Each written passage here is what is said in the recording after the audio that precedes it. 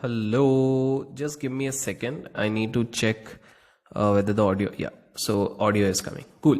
So in this particular video, सुबह के अपन ने scalp कर लिए हैं. I have already done my scalp and finally I thought I had to create this video. It was pending.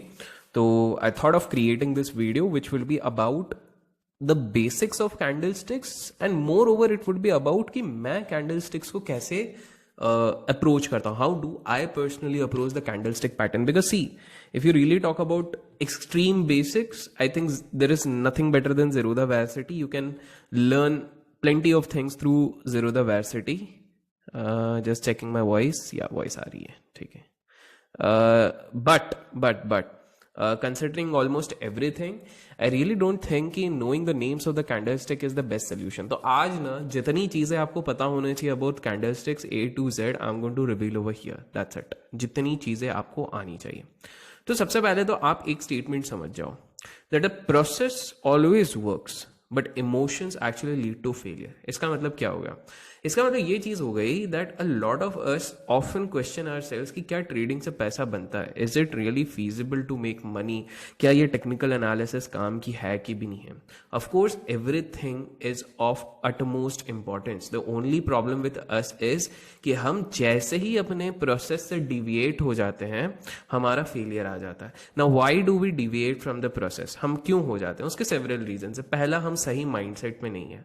So I always suggest everyone, अगर किसी के साथ झगड़ा हुआ है, सुबह सुबह आपका दिन की शुरुआत अच्छी नहीं हुई है, और you have some load of work which is not letting you focus on the screen, उस दिन ट्रेडिंग मत करो.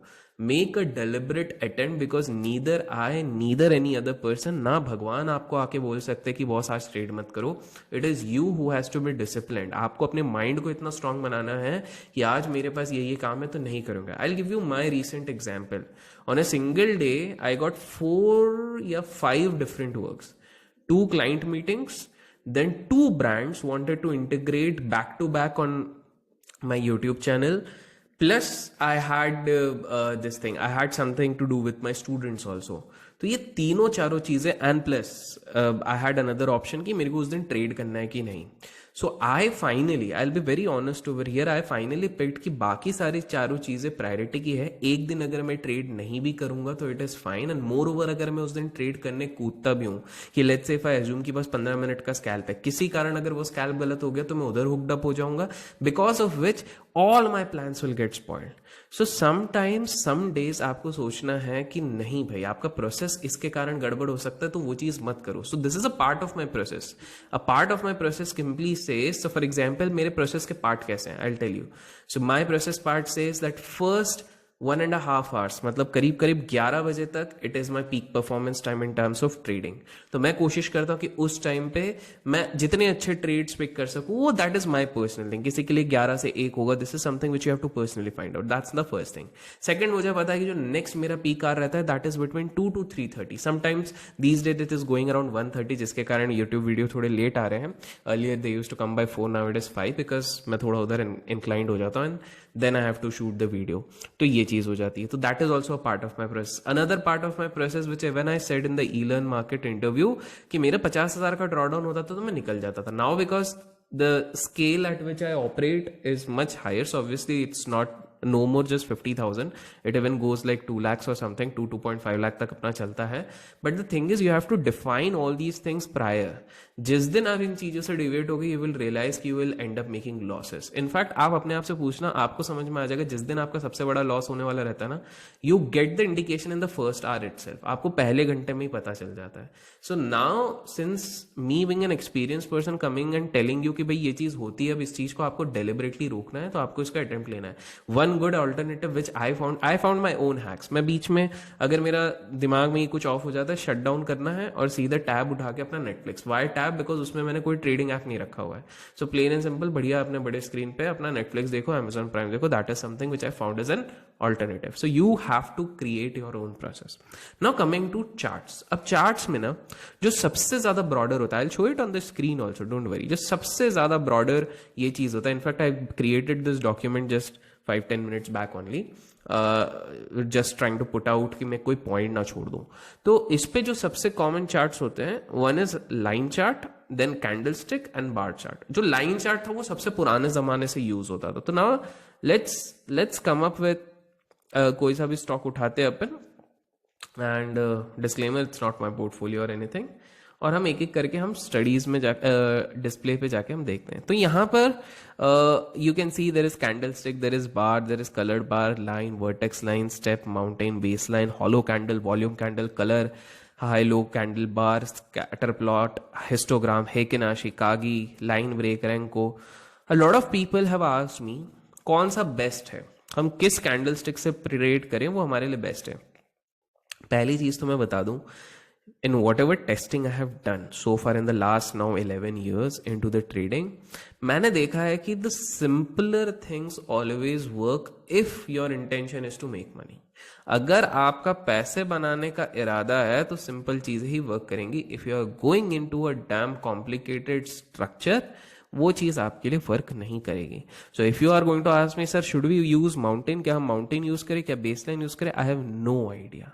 The only things which I have seen is line देखा है मैंने, नॉर्मल कैंडल देखा हुआ है, बार देखा हुआ है, एंड उसके बाद मेरा favourite volume candle. I will explain you everything. तो हम एक एक करके देखते हैं इस चीज को. So let's say line chart. Line chart simple सी क्या चीज होती है, आपको लाइन के बेसिस पे, आपको दिख रहा है ये क्लियरली एक लाइन बेसिस पे पूरा आपको फॉर्म करके बता देती है कि चार्ट कैसे परफॉर्म करेगा. अब इसके डीमेरिट क्या है. डीमेरिट सबसे पहली चीज है, सो लेट्स से मैं अगर इसको 5 मिनट इंट्राडे पे देखता हूं, तो आप 5 मिनट में इजीली गॉज ही नहीं कर पाते हो कि हाई लो क्या है, किस तरह से इस चीज को आप ट्रेड कर सकते हैं. ये एक पहला इसका फॉल्ट हो गया. दूसरा इसका फॉल्ट हो गया कि इसमें सबसे बड़ी चीज जो मिसिंग हो जाती है, आप टिक बाय टिक पता नहीं कर सकते कि ये जो नीचे आया उसके बाद क्या इधर बुलिश कैंडल बना था, क्या कोई बुलिश फॉर्मेशन हुआ था. ये जब तक ऊपर जाएगा, आप अगर अपना माइंड बनाते हो कि अच्छा अब बुलिश हो गया, तब तक चीज बदल जाती है, फिर नीचे आ जाता है.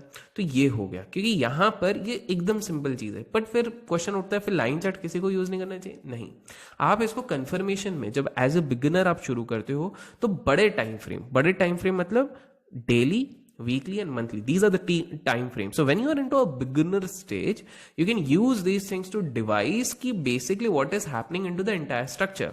So now when I look into Axis Bank, one thing's sure कि हाँ ये एक तरीके का एक लॉन्ग ये बना रहा है. एक हैक बताता हूँ. Those people who find confusion in picking up how to draw trend lines and lines on a broader candle or how to gauge the trend, they can use broader line charts to gauge this thing. कैसे, अभी मैं आपको दिखाता हूं. तो for example यहां पर अब मुझे एक इजीली वीकली जब कैंडल देखता हूं लाइन चार्ट पे, तो मेरे को एक ट्रेंड क्लियर है कि भाई एक्सिस बैंक का तो एकदम ऊपर है. वहीं पर अगर let's say I am looking for idea, तो आइडिया का जब मैं वीकली देखता हूं तो मुझे क्या दिख रहा है कि ये यहां से तो ऊपर गया, लेकिन again the trend has gone negative. तो ये ट्रेंड देखने के लिए काम आएगा, बट आप यहां पर ढूंढ ही नहीं पाओगे कि सपोर्ट रेजिस्टेंस कहां है until unless it's a very broad action. जैसे मुझे यहां पर एक दिख रहा है, so this particular area if you see कहीं ना कहीं इधर से पलटा था पिछले बार. Let me just use the drawing tool. One area is this which I find and one area is this zone. तो आपको दिखेगा कि यहां पर कहीं ना कहीं आइडिया ने weekly, this is weekly candle पे सपोर्ट लिया था, फिर ऊपर गया था, फिर वापस इधर टेस्ट करके इस रेंज से ऊपर गया था, फिर वापस, but this time it has broken this thing. तो मैं एक डिराइव कर सकता conclusion that between 8 and 8.45 is basically where idea had a crucial point. But इसमें बहुत सारा वो रहता है, इसीलिए लोगों को लगा कि नहीं यार इस चीज से काम नहीं बनेगा, and then they came up with other options. So now let's go with bar. You must have seen a few traders use these bar things, और इसको इसलिए यूज करते ताकि इस पे they can easily use the moving average and everything. Honestly, यहां पर भी because the color element is missing, it could be little confusing. And moreover, by looking into these candles other than the height को छोड़ के you cannot actually come up with solid conclusions on these charts. Hence, the best two suggestions as per me based on my experience are one, the normal candle one, because अभी आपको दिख रहा है green मतलब एक bullish, वहां पर bulls ने डोमिनेट किया, रेड मतलब एक तरीके से बेयर्स ने डोमिनेट किया, बुल्स ने डोमिनेट. तो पहली चीज कलर है. दूसरी चीज विक्स, जो सबसे ज्यादा इंपॉर्टेंट हो जाती है, which I am going to explain you, वो आपको एक दिख जाती है. For example here itself we can see a big wick which actually came down. And तीसरी चीज है to find out the support and resistance. It becomes very easier when you are actually using these sort of candlesticks. And the next form which I personally use is volume candle. A lot of people don't use it. Why I use it is very simple reason, no hard maths. It's just that आपके पास दो option रहता है. पहले चीज आप volume panel से volumes देख लो, that is number one. दूसरा चीज होता है कि आप यहीं पे देख लो. Since my inherent nature by which I have made major of my money in trading